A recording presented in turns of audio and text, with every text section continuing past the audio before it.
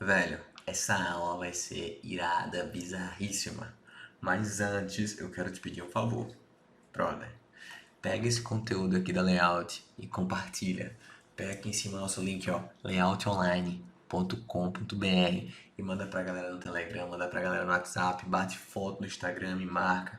Enfim, vamos compartilhar esse material irado, esse material do bem. Pra você ter uma ideia, eu nesse exato momento tô aqui com febre, tô aqui doente, mas eu tô aqui para poder lhe ajudar, tô focado com você. Então, vamos terminar esse curso, não sai e vamos junto aqui aprender a calcular os coletores solares. Coisa que nem seu professor da faculdade sabe, que nenhum amigo seu sabe e que o mercado cada vez mais pede, exige. Beleza? Então vamos lá, coletores solares, vamos pro Excel. Então aqui, ó, vou criar uma nova estrutura com a mesma ideia aqui, ó. Na verdade, para não perder tempo, pulo o gato, dá um Ctrl C, Ctrl V, que ele já entrega para você, tá vendo? Já cria a separação, mexe com as células. Então vamos aqui, ó, dimensionamento, coletores solares. Bonito esse nome, né? Parece aquele filme, Coletores Solares. Beleza? E aí o que acontece? A gente tem essa função aqui matemática que é área é igual a volume consumido em litros por dia. Depois você vai ter temperatura final menos a temperatura média dividido por 176,6 insolação em horas dia mais 0,219 vezes temperatura média mais 0,634. Então, essa é a função. Aqui eu tenho as variáveis, eu tenho os valores que são constantes, né? Uma equação de primeiro grau. Eita, o cara tá bolado. E aí, agora a gente vai calcular nosso coletor solar. Então, o que que a gente vai fazer, galera? A gente tem um exercício aqui embaixo para a gente tomar como base e vamos para cima. Então, a primeira coisa é a área do coletor solar. Na verdade, como é o Excel, vamos colocar isso por último. Vamos inserindo os valores que a gente precisa. Então vamos lá, volume consumido em litros por dia. Então a gente vai abrir agora o Excel. Eu vou botar aqui com vocês, olha só. Olha só, é pau, né? Volume, olha só. Eu tô, velho, eu tô convivendo muito com o Guilherme, é a quarentena.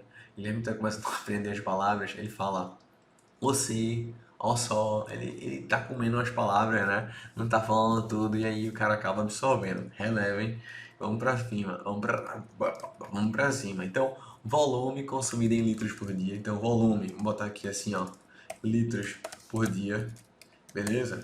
Em seguida, a gente quer mais o quê? A gente quer inserir aqui a insolação. Então, vamos botar aqui, ó, insolação.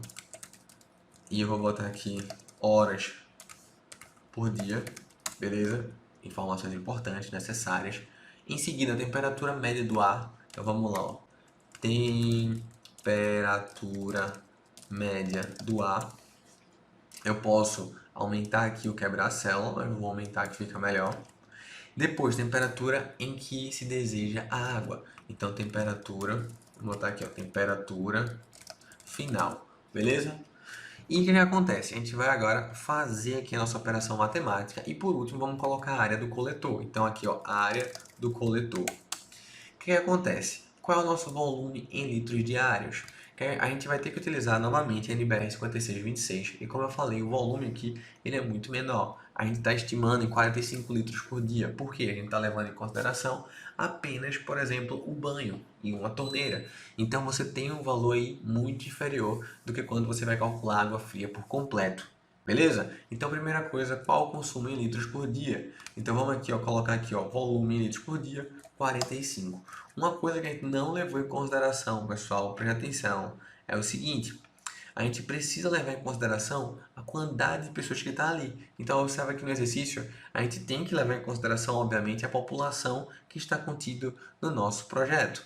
Tá? Então, vamos colocar aqui ó, mais uma linha. Então, vou clicar na 9, botão direito, linha, e vamos inserir aqui a nossa população. O que é que ele fez? Ele pegou a formatação que estava em cima. Então, eu vou clicar aqui nela, vou clicar na de baixo, tá? Botão direito, inserir, ou eu poderia fazer uma cópia dessa aqui, beleza?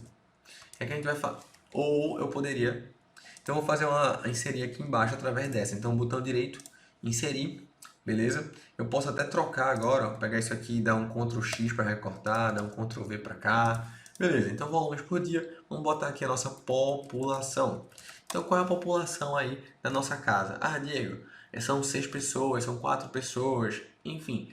Para a gente calcular a população, a gente já sabe, a gente tem que ter dormitório, né? O número de dormitórios naquela edificação e o valor médio, né? Então a constante aqui, que é 2. né, por dormitório. Então, se eu tenho, por exemplo, 3 dormitórios, qual é a minha população? Então, vamos aqui, ó, inserir mais uma.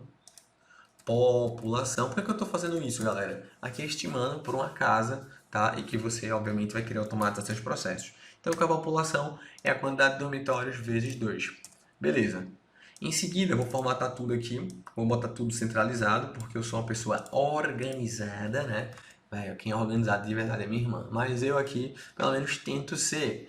E agora a gente entra na questão do que? A gente tem a população, depois a gente tem que partir para o consumo diário. Então, se você observar aqui, ó, na nossa função, a gente tem que usar o consumo diário. Por quê?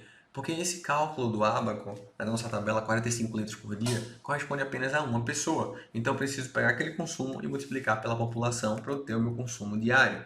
Então eu tenho aqui e eu vou inserir mais uma célula, tá? Então vamos botar aqui, ó, consumo diário. A mesma lógica que foi para a gente fazer o dimensionamento de água fria, sendo que aqui os valores são menores. Então volume por dia vezes a população, eu tenho aqui o meu consumo diário. Beleza. Insolação em horas. Por exemplo, onde eu moro tem 7 horas por dia de sol em média. Qual é a temperatura média do ar? 25. Qual é a temperatura final desejada? 60. Aqui em Recife é muito mais que 25, mas vamos lá. Vamos agora aplicar nossa fórmula e dimensionar de fato a área do nosso coletor solar. Então vamos nessa. Se você observar aqui a nossa função, ela é dividida praticamente em duas etapas, né? A parte aqui, ó, do consumo diário, onde eu vou ter a multiplicação pela temperatura final e a temperatura média. Então vamos fazer isso aqui em duas partes para você não errar. Então vamos lá, ó. Eu vou ter aqui o consumo diário, vou multiplicar e vou abrir parênteses, tá? E vou ter aqui temperatura final menos a temperatura média. Final menos média. Show de bola, fiz assim a primeira etapa, fechei aqui, achei 9.450. E agora a segunda etapa, pessoal. Eu vou ter esse valor que é a constante, eu vou ter as constantes aqui do outro lado também, só para poder clicar e ficar mais fácil. Ou você pode escrever, tanto faz. E aqui eu vou ter uma multiplicação entre a insolação diária, depois essa nova constante, né, mais essa nova constante.